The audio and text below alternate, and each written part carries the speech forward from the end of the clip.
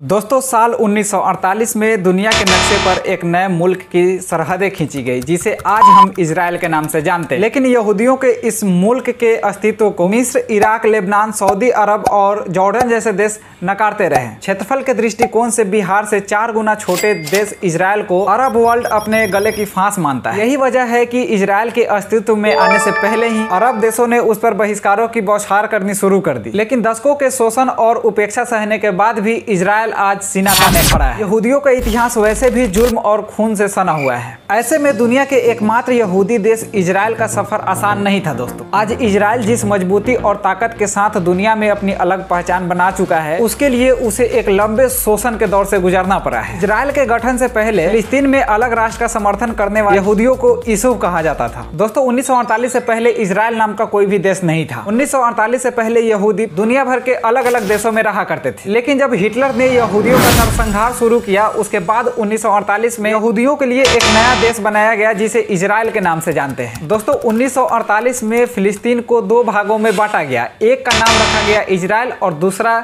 जिसे आज हम फलस्तीन के नाम से जानते हैं। 1948 से पहले वहां अंग्रेजों का शासन हुआ करता था। उसी समय यहूदी अपने लिए एक अलग स्वतंत्र देश की मांग कर रहे थे। 1948 में यूएनओ ने यहूदियों के इस मांग को पूरा करने का संकल्प लिया और यूएनओ के देखरेख में फिलिस्तीन को 2 भागों में बांटा गया, जिसमें से 48% हिस्सा फिलिस्तीन को दिया गया और 44% हिस्सा इजराइल को दिया गया और 8% हिस्सा जो यरूशलेम के नाम से जाना जाता है उसे यूएनओ ने अपने अंदर रखा। क्योंकि यरूशलेम 3 धर्मों का पवित्र स्थान है, इसीलिए यरूशलेम को यूएनओ ने अपने अंदर रखा। तो आपको बता दें कि अरब लीग की स्थापना ही इसलिए की गई क्योंकि उन्हें इजराइल का विरोध करना था। 2 दिसंबर 1945 को 6 देशों ने मिलकर अरब लीग की स्थापना की थी, जबकि आज के डेट में अरब लीग में कुल 22 देश हैं। आज इजराइल के खिलाफ 22 देशों का यह गुट दशकों से मोर्चा खोले हुए है। इसी दिशा में अरब लीग ने बायकॉट इजराइल स्ट्रेटजी शुरू की। इसका मकसद अरब लीग और इजराइल के बीच आर्थिक और अन्य संबंधों को पनपने नहीं देना था।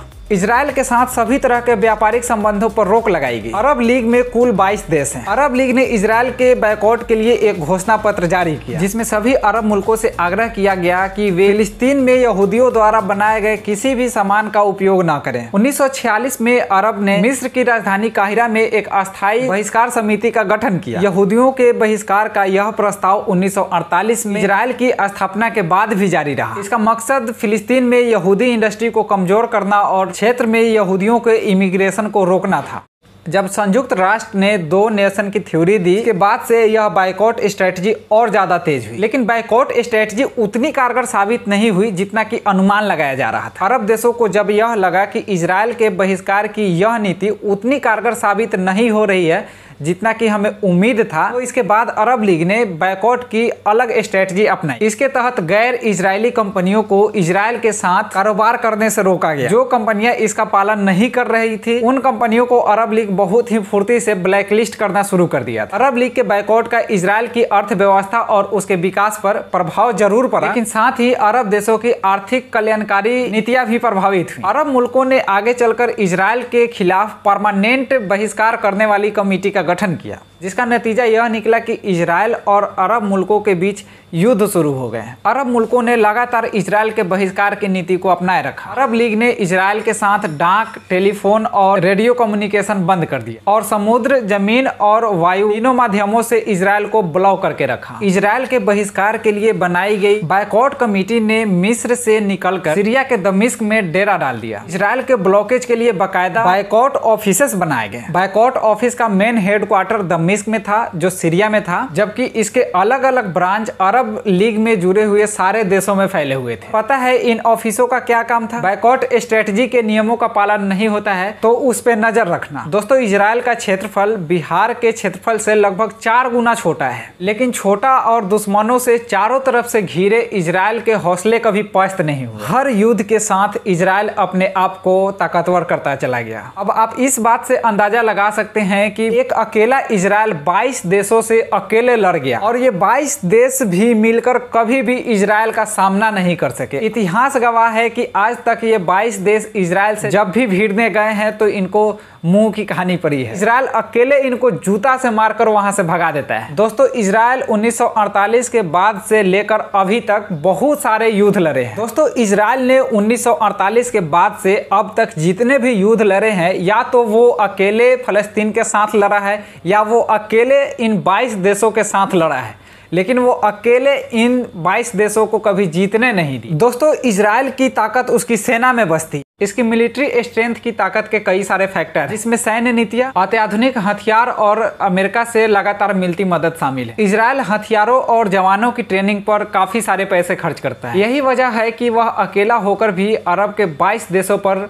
भारी पड़ता है। इजराइल की सेना को दुनिया की सबसे ताकतवर सेना में गिना जाता है। इजराइल अपनी सैन्य मजबूती के लिए दुनिया भर में जाना जाता है। इजराइल को उसके अत्याधुनिक हथियार उसको और मजबूती प्रदान करते हैं। दुनिया भर में इजराइल सबसे ज्यादा अत्याधुनिक हथियार बेचता है। लेकिन इजराइल का एक ऐसा हथियार है जो दुश्मनों का पसीना छुड़ा देता है, जिसका नाम है आयरन डोम। दोस्तों इजराइल का एयर डिफेंस सिस्टम आयरन डोम दुश्मनों के हर रॉकेट को हवा में ही निष्क्रिय कर देता है। दोस्तों आयरन डोम इजराइल का एक ऐसा हथियार है जिसके सहारे वह पूरे देश की सुरक्षा को सुनिश्चित करता है। दोस्तों आयरन डोम एक ऐसा एयर डिफेंस सिस्टम है जिसके 100 किलोमीटर के रेडियस में अगर कोई भी मिसाइल छोड़ा जाता है या किसी भी तरह के रॉकेट को दागा जाता है तो वह उसको हवा में ही मार के गिरा देता है। इजराइल ने आयरन डोम को खुद बनाया है अपने देश में और यह उसकी स्वदेशी तकनीक है। आज तक इसका कोई भी तोड़ नहीं निकाल पाया है। मतलब आज तक कोई भी ऐसा रॉकेट लॉन्चर या कोई मिसाइल नहीं बना है जो इसको भेद सके। मतलब कि अगर आयरन डोम को किसी भी जगह पे लगाया गया है तो उसके 100 किलोमीटर के रेडियस में किसी भी तरह का अगर कोई मिसाइल छोड़ा जाता है तो उसको वह हवा में ही मार गिराने की ताकत रखता है। और इसी आयरन डोम के बलबूते